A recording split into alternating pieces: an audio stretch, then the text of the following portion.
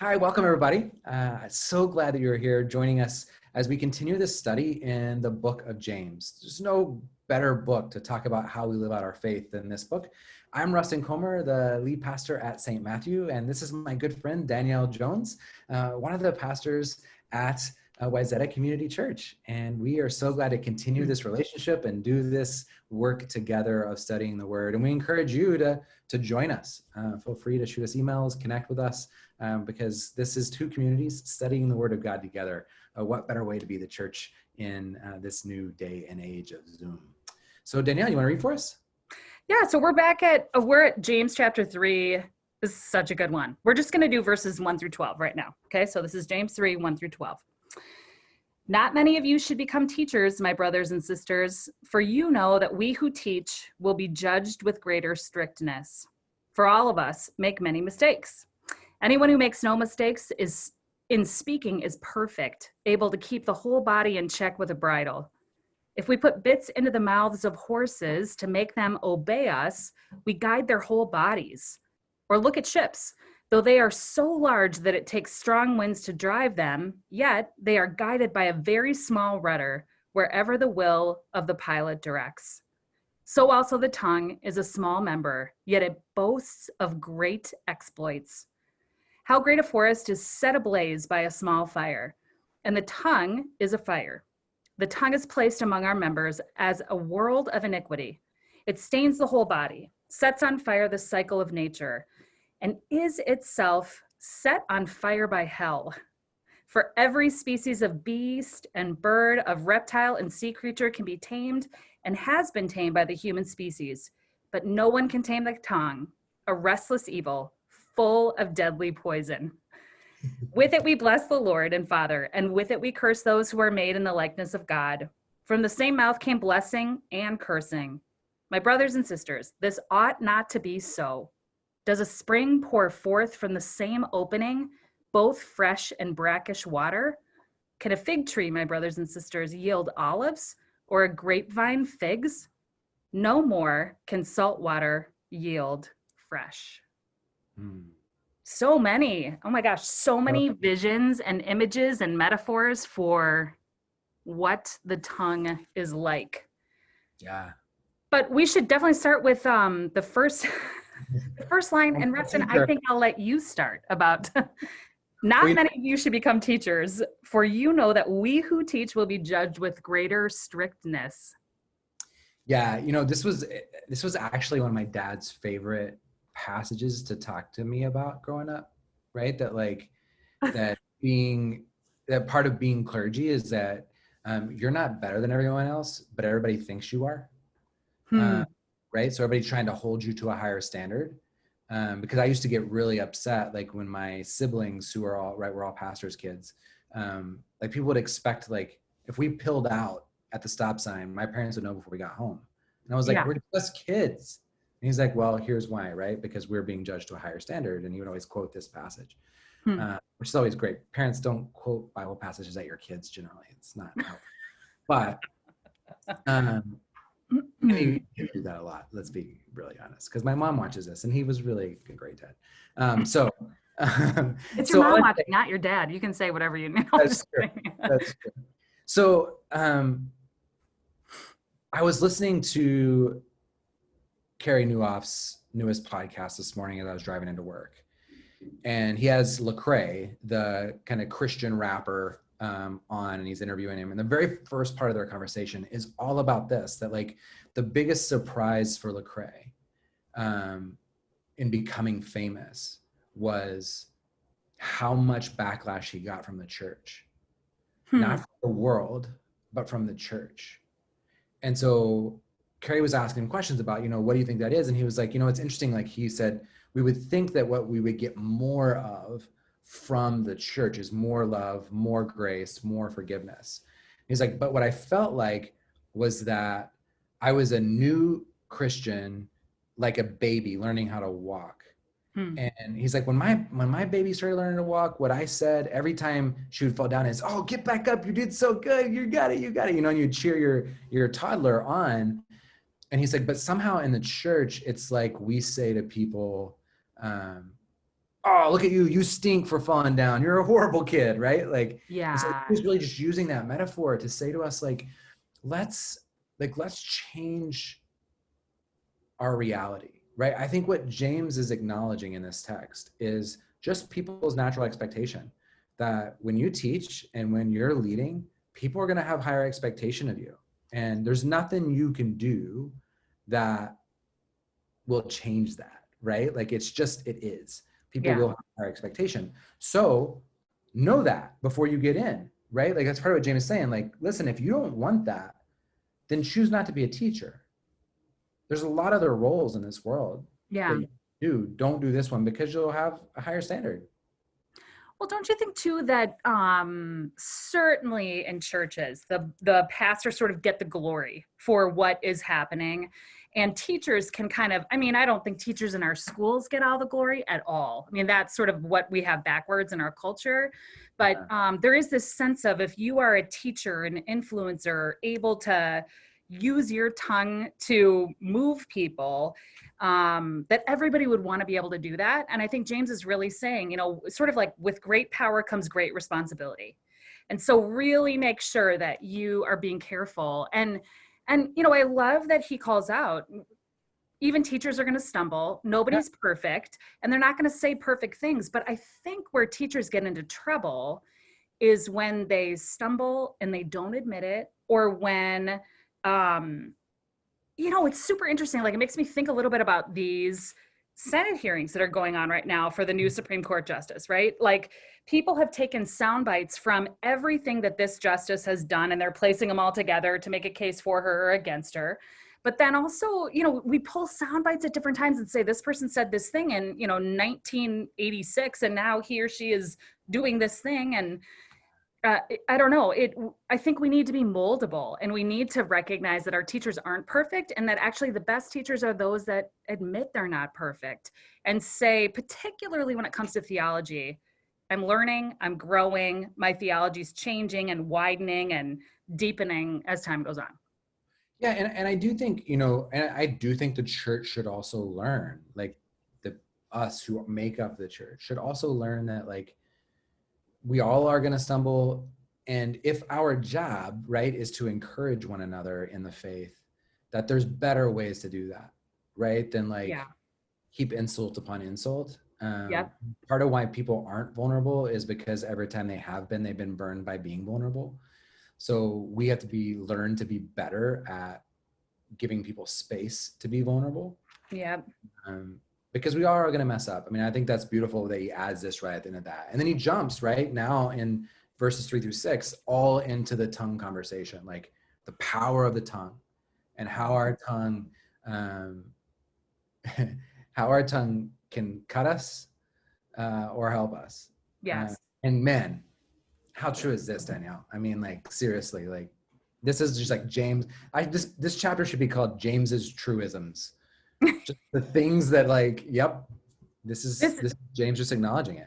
Well, I remember I swear this was the text for like every third youth ministry talk that I heard as a kid growing up. You know, it was like, once again, we're going to go visit James chapter 3 because You there guys is are this, yes. And all these little phrases that, that I think we use to call people to a higher standard almost come to mind in this place. And I do think that this is one of the places where we should be called to a higher standard, you know, in how we speak to each other, in how we resolve things when we haven't spoken well to each other. And we all can remember, you know, it's the old sticks and stones will break my bones, but words will never hurt me. It's the biggest lie, right? It's the opposite that is true. I'd much rather have a broken arm than have, you know, somebody I love or even someone I don't love sort of lash me with their tongue, if you will. Yeah, I totally agree. And I love the metaphors of the bit in a horse's mouth and the rudder of a ship, like, because both those are steering devices, right? So when you think about the power of our tongue to steer the conversation, to steer the direction of our life, you think about what's going on politically, right? Like, man, like just a shift in words could change how we are heard. Yeah.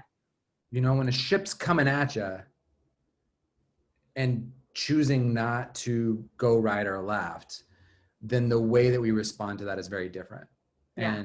And so knowing that it's this little thing, right? That now we all know, right, bodily, right? It's our brain producing the thoughts that then come out through our vocal cords. And then, so he's using the tongue as the example of all that. But it is like the words of our mouth matter. Mm-hmm. And Just everything.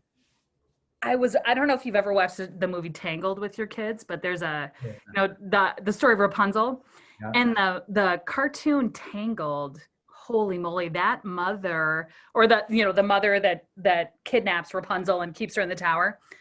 She is masterful with her words. The next time any of you watch that movie, she's constantly manipulating Rapunzel through her words with these really little phrases. And she always has a big smile on her face. And isn't that true? And I think about it so much in parenting because, I mean, my kids can drive me crazy. And there are things I want to say to them, like, I don't care about another Harry Styles fact, for instance. Seriously. But I know that my 7th grade daughter, loves Harry Styles. So if I tell her to never tell me another fact about Harry Styles, I'm going to shut down all the conversation between us. And that one little phrase that's seemingly not a big deal could be a really big deal to her because she cares about it that much. You should tell her how much you love Watermelon Sugar. Right? I do love his music, I will tell you. But I don't feel like I need to know every fact about his whole life necessarily. Yeah. Or, like super vulnerably, like this week, because I have a sharp tongue. You've experienced that. I quit back. Like, it's just how my family works. Like, and that's not an excuse it can be. But so, like, my son, we were driving this week and like he said something and I just went back with like, well, then you can get out of the car, right? Like, super harsh in that moment, like, and just joking. Like, I really wasn't actually frustrated or angry or anything. I was just being a smart aleck. Yep. And I looked back in my rearview mirror and I saw his face and I was like, oh no. Right. And I pulled over and I was like, listen, I did not mean that. Like, totally. I know I just hurt your feelings and you're not expressing that I hurt your feelings. And I want you to know it's okay to say that the words that came out of my mouth hurt you. And I'm sorry. Right. And I think modeling that for our kids, but modeling that in relationships, with like adults, because adults don't do it either. I think about how many hurtful words that have been said to me just carelessly and callously without thinking about, because we all buy in to the lie that sticks and stones break our bones, but words don't. Yet we all pay for therapy for the words not to stick. Right. So at some point, right, what James is encouraging us here is to recognize, right, like your tongue is like a spark that lights the fires that I'm smelling in California. Yes. And you want to know how bad those fires get? They black out your sun, like, and wreak havoc, right? It's a real thing. Yeah. Our words create as Abraham Joshua Heschel says, words create worlds. Yeah. Yeah. Right. Like, and the world that painful, harsh words create is painful and harsh. Yeah. So, the old advice of our moms and grandmas, like, don't say anything you can't say something nice, is actually really good advice. It is. It is. And I think being super thoughtful, particularly in these days when everybody, I think, is just on edge with all the stressors that we already had in our lives, and then the multitude of stressors that have been added to our lives. I do think that this is where meditation comes in. This is where intentional prayer comes in. This is where slowing ourselves down, even for 15 minutes in a day, to sort of center ourselves and say, okay, what do I want to be about? Here are the meetings I'm going to. Here are the family interactions I'm going to have. And here's what I want to bring to the table. And here's what I don't want to bring to the table. Because I think a little bit of intentionality goes a long way. And And words at the same time build bridges and build relationships and bring hope and new life. So know that as much as the power to destroy is there, the power to bring life and love is there too. And so may we, do good more often than we do the breaking. And when we do the tongue lashing, may we stop ourselves, may we repair those relationships, and may we go back. One of the things Rustin knows is that one of the phrases that is really rubbing me the wrong way in the last several months is the whole world is sort of like into this phrase, I'm speaking my truth now. And I found that like when people are speaking their truth, they're usually saying something really mean. And so I'm like, I don't like that. I don't think we get to use caveats to sort of say whatever we want to people. So intentionality, in my opinion, is where it's at. Yeah. And I think the hard part, right, is like, we're not great at intentionality as humans. And so, so in ethics, there's this brand of ethics. It's called teleology, right? It's the study of the ends. Mm-hmm. And so one of the questions I frequently ask myself is, what do I want the outcome to be? Right? So if I'm trying to guide my intention, a good question to ask yourself is, when I go into this conversation, or when I go into this meeting, or when I go into my family home, or when I go into my conversation with my spouse, what do I want the ends to be?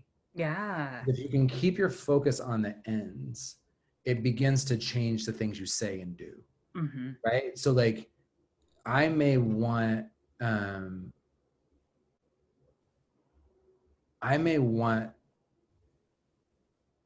outcome from my spouse, but there's two ways to get there.